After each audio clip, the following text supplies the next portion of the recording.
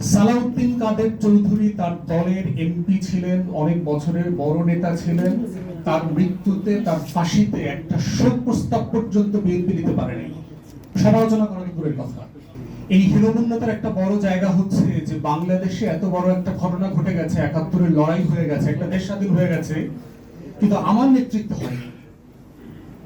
শেখ মুজিব কোনোদিন তার এই হীনমন্যতা বোধ থেকে উঠে আসতে পারেনি।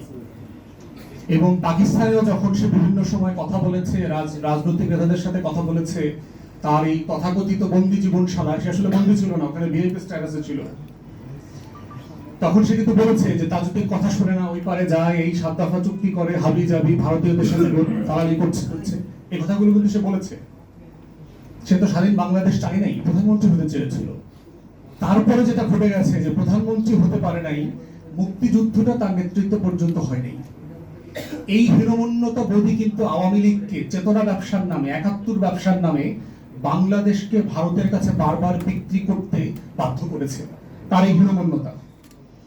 এবং হিস্ট্রিতে আমরা দেখেছি যে এই হীনমন্যতা বোধ বিএনপির মধ্যে তারা বারবার প্রমাণ করেছে। দেখবেন যে ৭৫-এর পট পরিবর্তনের সবচেয়ে বড় বেনিফিশিয়ারি কারা? শহীদ প্রেসিডেন্ট জিয়াউর রহমান, বিএনপি এবং তার দল।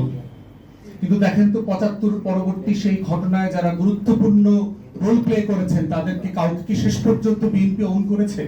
কাউকে করে নাই, সে ন্যূনতম কাউকে করে নাই।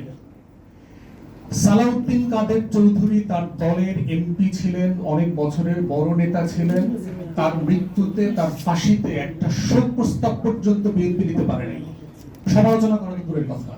এত লেভেলের হীনমন্যতা। আমার লাভের ফ্রেন্ড এখানে আছে, শিশির, এই মামলার সাথে জড়িত ছিল।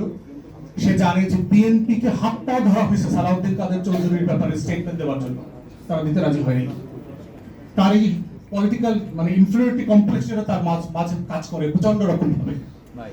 তারপরে দেখেন ৯০-এর ফ্রেমওয়ার্কে, ৯০ কনস্টিটিউশনাল সংবিধানের বাইরে গিয়ে শাহাবুদ্দিনকে এনে নির্বাচন করিয়ে এই যে একটা এক্সট্রা কনস্টিটিউশনাল রিয়ালিটিতে তাকে ক্ষমতায় আনা হয়েছে, তার বেনিফিশিয়ারি তো বিএনপি ছিল।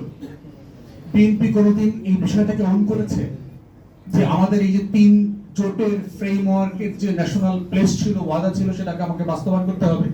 সেটা করে নাই। আওয়ামী লীগ তো করেই নেই, তারপরে কথা।